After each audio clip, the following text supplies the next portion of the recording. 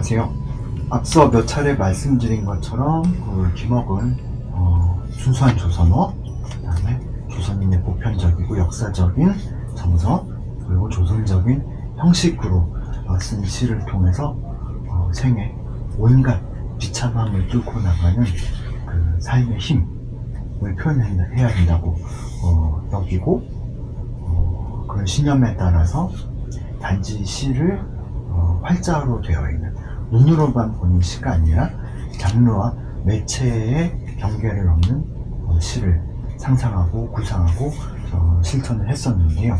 그 핵심은 역시 형식에 있었던 것 같습니다.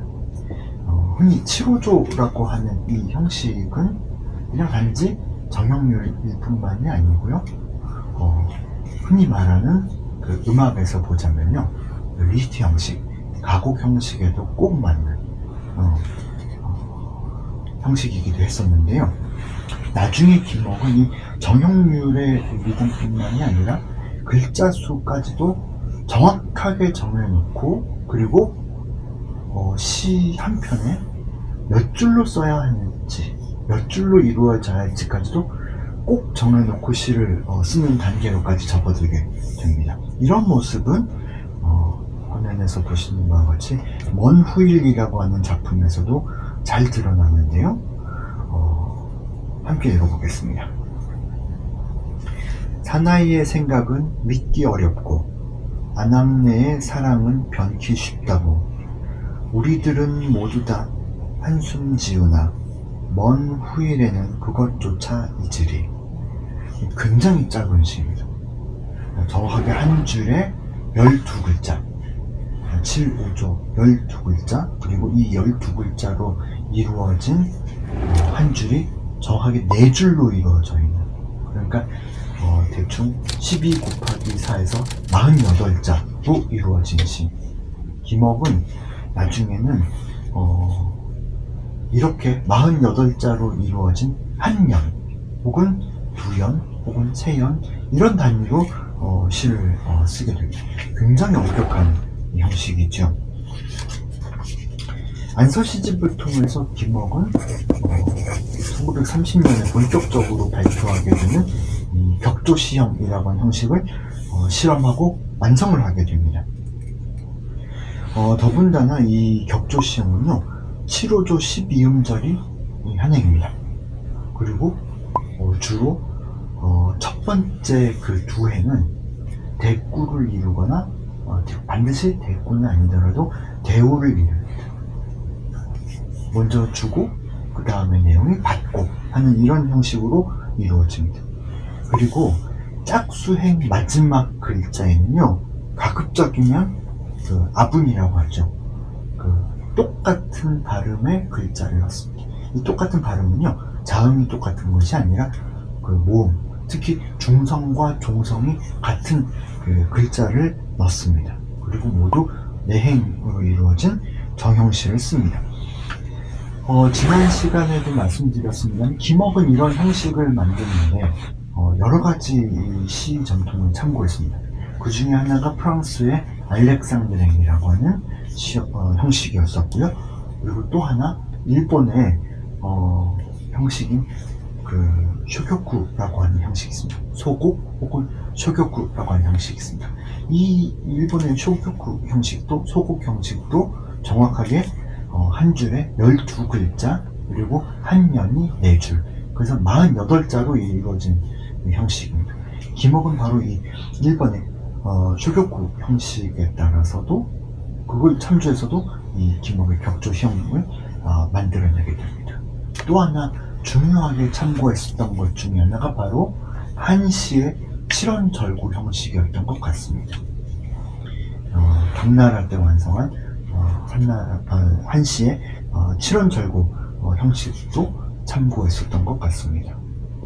그리고 이 흥미롭게도 이 격조시형이라고 하는 형식은요, 창작시만이 아니고요, 유행가요의 형식이기도 했습니다. 앞서 말씀드린 것처럼 서양의 그 악곡 형식, 특히 가창 악곡 형식인 리히트 형식, 두도막 형식의 악곡에 굉장히 잘 맞는 게 바로 이 격조시형이었습니다. 그래서 이 형식으로 시를 쓰게 되면 유행가요로 만드는데도 작곡을 하는데도 굉장히 손쉽게 작곡을 했었던 것 같습니다.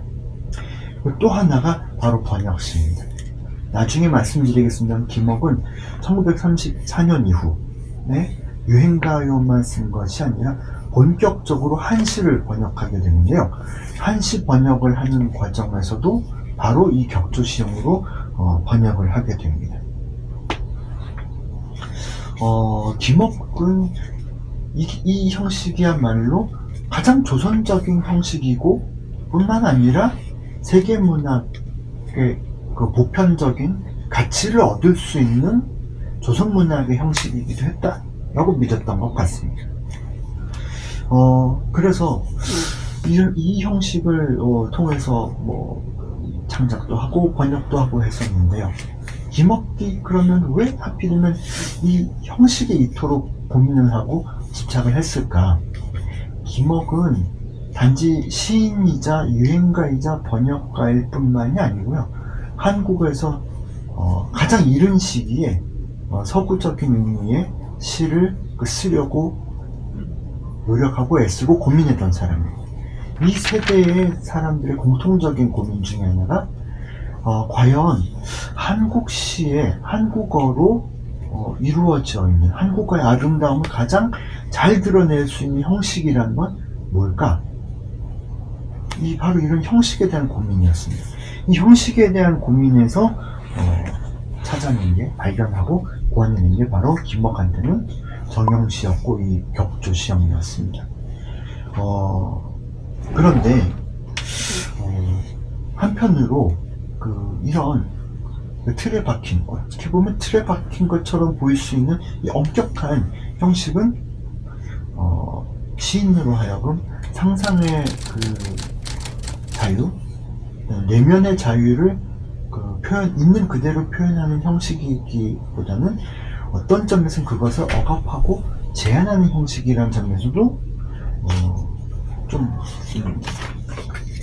한계라고 할까요? 문제가 있는 형식으로 보일 수도 있습니다. 어쨌든 이 김억의 이런 형식은요, 굉장히 언어를 절제하고 있는 형식이라고 할 수 있습니다. 언어의 절제, 심하게 말하면 언어의 경제, 언어를 아껴 쓰는 것, 이것은 시 장르의 본질이긴 합니다. 하지만 모두 48글자 안에 담을 수 있는 이 정보량은 굉장히 제한적일 수밖에 없습니다. 앞서 함께 읽었었던 김억의 몇몇 시편들이 어떤 점에서는 동요 같기도 하고 어떤 점에서는 굉장히 쉽게 읽히기도 하는 것은 내용이나 소재의 친숙함, 익숙함도 이유가 있긴 하겠습니다만 근본적으로는 이렇게 제한된 글자 수 안에 들어가 있는 제한된 정보량 때문에 이 작품이 그 작품 같기도 하고 저 작품이 그 작품 같기도 하고 굉장히 내용이 단순해지고 비슷비슷해지는 그런 데에서도 비롯한다라고 생각이 됩니다. 정말로 그럴까요? 제가 김억의 안서시집에 있는 시의 텍스트들을 모두 데이터베이스로 만들고 어떤 단어들이 가장 많이 나와 있는가 빈도수를 조사해 봤습니다. 그래서 상위 10% 안쪽에 있는 가장 많이 등장하는 단어들을 골라봤습니다. 그 화면을 통해서 소개해 드리겠습니다. 화면에서 보여드리면 표에서도 알 수 있듯이요. 김억은 김억 시에서 가장 많이 등장하는 단어들을 보면은 10% 이내에 속하는 단어들입니다. 명사가 20개, 형용사가 13개, 부사가 11개, 동사가 10개. 이런 분포를 보이고 있습니다. 어떻게 보면 다 합해보면 44개인데요. 이 44개의 서로 다른 품사의 단어들이 조합을 이루면서 만들어내는 것이 김억의 시의 보편적인 구문이고 문장이고 시입니다. 그러니까 시의 내용이 어떤 점에서는 굉장히 서로 비슷비슷하기도 하고 그 내용이 굉장히 한정된 내용이 들어갈 수밖에 없을 것 같습니다.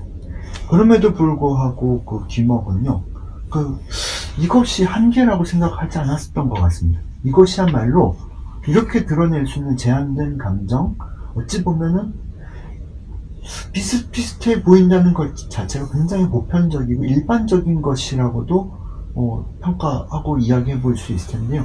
이런 감정, 정서야말로 원시적인 정서, 그리고 누구나 느낄 수 있는 보편적인 정서라고 김억은 생각했던 것 같습니다. 그리고 이 누구나 느낄 수 있는 보편적인 정서에 특별한 깊이를 더하는 것이 바로 리듬이라고 생각했었던 것 같습니다.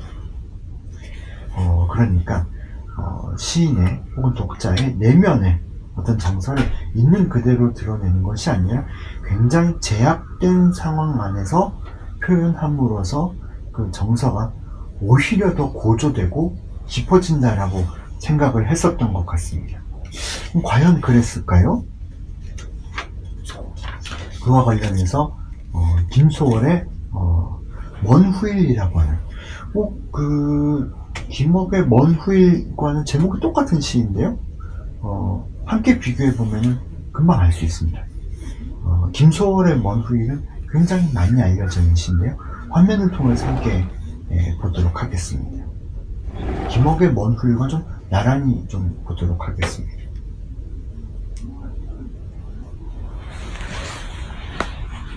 제목은 똑같은 김소월과 김억의 시인데요. 누구의 시를 더 기억해 줄까요? 우리가 기억하고 있는 시는 아마 김소월의 먼 후일을 더 많이 기억할 것 같습니다. 두 시를 비교해보면 금방 알 수 있는데요. 김억의 시, 그 먼 후일이 굉장히 설명적이고 서술적인 데 반해서 김소월의 시는 설명적이고 서술적이기보다는 굉장히 함축적입니다. 그리고 어떤 정해져 있는 글자 수나 그 다음에 시의 행수에 따라서 리듬을 표현하는 것이 아니고요. 여기 보시면 아시겠습니다만 그때 내 말이 잊었노라, 무척 그리다가 잊었노라, 믿기지 않아서 잊었노라, 먼 훗날 그때 잊었노라 라는 표현을 계속 쓰면서 반복하는 리듬을 드러내고 있습니다만 이 리듬뿐만이 아니라 이 잊었다라고 하는 표현은 그 앞에 다른 구문들을 통해서 점점 그 잊었다라는 그 어조, 말투는 점점 강조가 됩니다. 강화가 됩니다.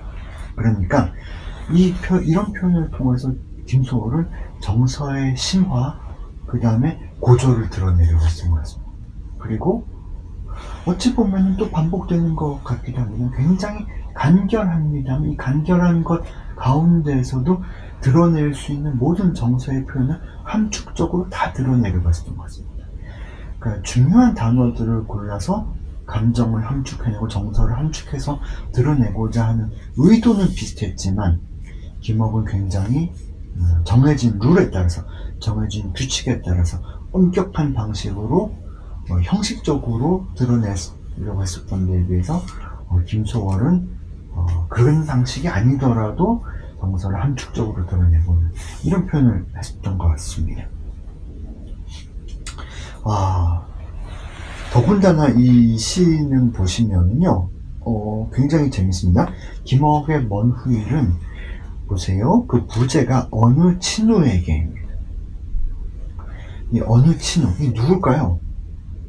김소월의 먼 후일이 먼저 나왔던 걸 생각을 해보면요, 김억의 먼 후일, 그리고 이 어느 친우는 김소월이었던 것 같습니다. 김소월의 먼 후일을 보고 마치 대화하듯이 쓴 시가 바로 이 김억의 먼 후일이었던 것 같습니다. 앞서 제가 그런 말씀드렸습니다. 김억은 예이츠와도 대화하듯이 시를 쓰기도 했었다고 했었는데요. 마치 자기의 제자였었던 김소월과도 친구와 대화하듯이 이런 시를 썼던 것 같습니다. 그럼 김억은 왜 이렇게 시를 썼을까요? 앞서 말씀드린 것처럼 김어객이 가장 절실한 문제가 순수한 조선어, 보편적인 조선의 정서, 그리고 가장 세계적이면서도 또 조선적인 형식으로 시를 쓰는 것. 이것이야말로 김어객에게는 둘도 없는 과제였습니다. 그렇다면 이 모범은 도대체 어디서 찾을 수 있었을까? 그 모범은 아까 전에 말씀드린 것처럼 프랑스의 알렉산드르 형식이기도 하고 일본의 쇼교쿠 형식이기도 했고, 그리고 또 하나 중요한 것이 바로 한시의 칠원절구 형식이었던 것 같습니다. 특히 김억은 한문학의 전통뿐만이 아니라요, 중세 이전에 그 한국의 문학적 전통에서 지금 바로 여기에서 시를 쓰는 창작의 원천 그리고 영감을 얻으려고 애를 썼던 것 같습니다. 그 중에 하나가 바로 민요 시조였다면 또 하나가 바로 한시였었던 것 같습니다. 그와 관련해서 다음 시간에는 안서시집에 수록되어 있는 번역시들, 특히 가장 마지막에 잔향이라고 하는 장이 있는데요. 잔향장에 수록되어 있는 번역시 젊은 한때를 통해서 말씀을 드리도록 하겠습니다.